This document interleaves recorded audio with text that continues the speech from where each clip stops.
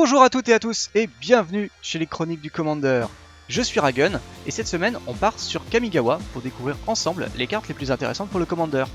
On continue cette série de vidéos avec les cartes rares et mythiques de l'extension Kamigawa, la dynastie du néon.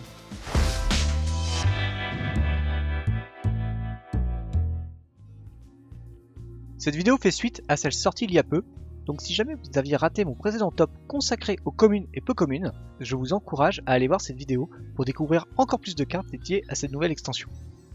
Je rappelle que ce top est subjectif et qu'il est fort probable que ma vision du Commander et des cartes que je trouve cool ne soit pas les vôtres. N'hésitez pas dans les commentaires à me dire si vous avez vu d'autres cartes pour le Commander que j'aurais pu oublier. Pour un aspect plus compétitif, n'hésitez pas à aller voir mon top consacré au Duel Commander pour voir d'autres cartes de l'extension viables pour du 1 contre 1, mais qui peuvent tout à fait se retrouver dans un jeu se battant contre 3 adversaires.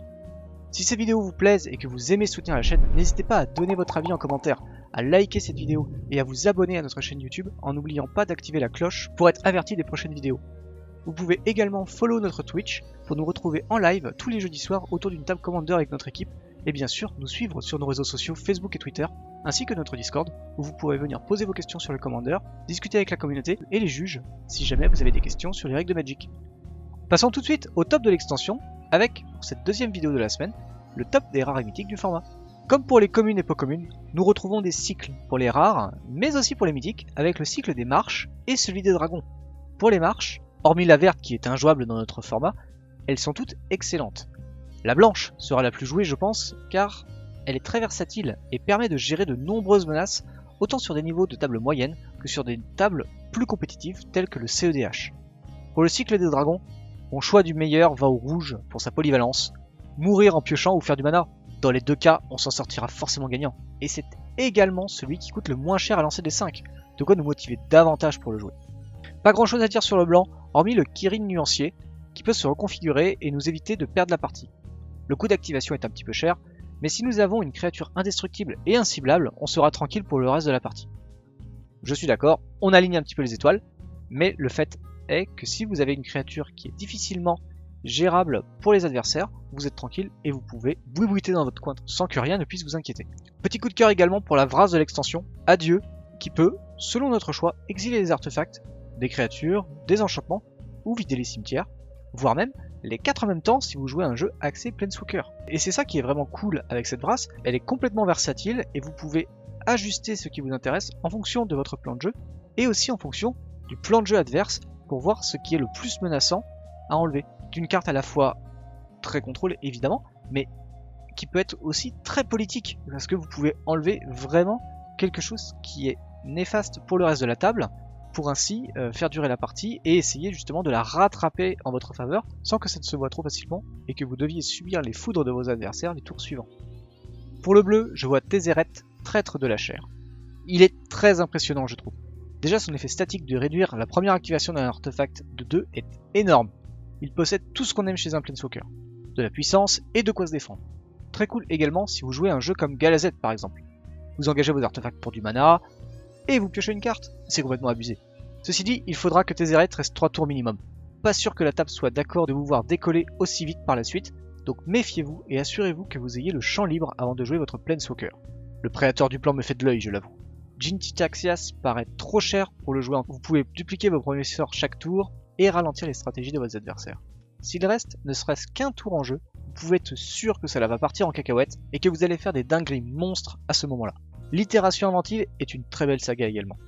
Vous gérez une cible sur la table, vous renvoyez un artefact et ensuite une créature qui peut bloquer les sorts adverses, franchement super cool. Le deuxième effet pourra nous faire piocher si on n'est pas trop friand de stratégie artefact, et c'est ça que j'aime avec cette carte. Elle ne nous oblige pas à devoir jouer une stratégie qui ne nous correspondrait pas, ou même de ne pas avoir de cible parce que notre jeu n'est pas sorti comme il faut. J'adore Hommage à Orbi. Peu cher à jouer, mais c'est bien en Commander qu'elle va trouver sa meilleure place. Récupérer un maximum de 6 créatures et pouvoir ensuite piocher lors de nos attaques est excellent pour les noirs. De quoi vous assurer de devenir potentiellement la menace à ce moment-là de la partie, mais la carte est juste trop bien pour pouvoir s'en passer. J'aime bien la vocation du désespoir. Le fait de pouvoir choisir différents adversaires à chaque étape permet d'équilibrer la table ou de redescendre quelqu'un si jamais il prenait un petit peu trop l'ascendance. Le souci des invocations réside dans leur coût de mana qui est horriblement coloré et restreint les cartes au deck monocolore. Donc si vous aimez les decks mono noirs, je vous encourage à tester cette carte et à la rentrer dans vos decks. Le Reiju fulminant est un petit peu lent, mais il fait de la belle magie en Commander. Avec lui, on va pouvoir booster nos créatures et infliger des dégâts sur toute la table. Le fait qu'elle ait la célérité est un gros plus car on va pouvoir activer sa capacité le tour où elle est arrivée en jeu. Dommage que sa capacité ne fonctionne pas sur elle-même malheureusement, il faudra forcément une autre créature pour infliger des blessures à tous les adversaires. J'ai cité au début de la vidéo les marches en disant que la blanche était la meilleure selon moi, mais j'aime également beaucoup la rouge, car elle est éphémère et ravira les jeux comme Prosper qui pourront créer de nombreux trésors. Vu qu'on va piocher virtuellement avec la marche, on est plus tenté de la payer justement avec notre main, car pour chaque carte défaussée, on va pouvoir jouer 2 cartes de notre bibliothèque, pour peu que l'on ait une construction de confinement en jeu, et tout partira dans l'exil pour être joué. J'aime beaucoup cette carte, et si la blanche n'existait pas, j'aurais placé celle-ci en première position. Jugan défend le temple et est très sympa en commandeur. Il produit du mana, il booste nos créatures, et se booste tout seul ensuite. Je vais peut-être la tester dans mon Vol Rage également. La plupart des capacités de la saga me semblent cool. Après, je souhaite le monter au niveau maximum auquel je jouerai Vol Rage pour ses capacités et non pour ses couleurs. La saga ne me semble pas forcément correspondre à cet objectif. Je risque donc fortement de la jouer un petit moment, mais je vais sans doute m'en délaisser quand la carte sera trop faible pour mon deck. Il en manquait un, Wizard nous l'a donné, Kodama de l'Arbre de l'Ouest. Très bonne stat et pourrait même être un général, mais ses capacités sont vraiment trop cool. Donc on va plutôt la jouer dans les 99 où on ne sera pas obligé de jouer uniquement mono vert. Cette carte par exemple rentrera dans mon Vol Rage, encore une fois, et si elle me séduit bien, elle pourrait y rester un long moment vu la puissance théorique qu'elle dégage. En multicolore, j'ai vu l'appel de l'Esprit Cœur. Enchantement un peu cher je trouve, mais dans un deck à thème, il peut être très intéressant. Pouvoir ramener des pièces de combo avec juste la restriction du type, c'est assez plaisant il faut le dire. On ne pourra malheureusement pas tourner autour de la capacité, car si les permanents quittent le champ de bataille, elles seront exilées de toute manière. Mais on aura le plaisir de le faire dans le tour où la carte est arrivée en jeu, de quoi compenser un petit peu la contrainte imposée. La guerre des Kami, typiquement designée pour le Commander encore une fois, alors pourquoi s'en priver? L'étape 2 est assez dévastateur je veux dire.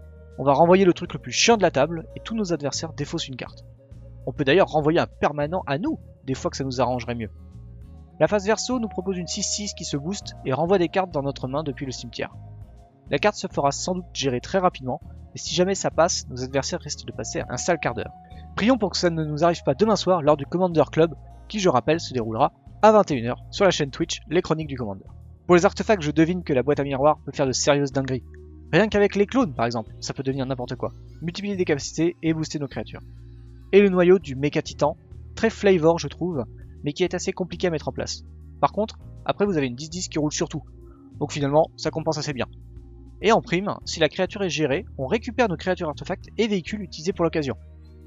Et voilà, c'est fini pour ce top, assez plaisant je dois dire. Kamigawa regorge de tellement de cartes que c'est parfois compliqué, et à contrario des derniers sets, celui-ci se reconcentre un peu plus sur le 1 contre 1. Une bonne chose de mon point de vue, car si je suis content d'avoir des cartes pour mes decks Commander, je le suis encore plus quand Wizards design des produits pour leur cible de base et non pour le Commander, ce qui peut être assez frustrant quand on est en recherche de cartes pour les autres formats. N'hésitez pas à me dire en commentaire ce que vous en avez pensé, et si vous préférez que j'en fasse moins la prochaine fois. On se retrouvera d'ici samedi prochain pour la suite de ce top qui sera consacré aux généraux potentiels de l'extension Kamigawa Neon Dynasty. Et sur ce, je vous souhaite à toutes et à tous une très bonne journée, et je vous dis à très bientôt chez les Chroniques du Commander. Bye bye!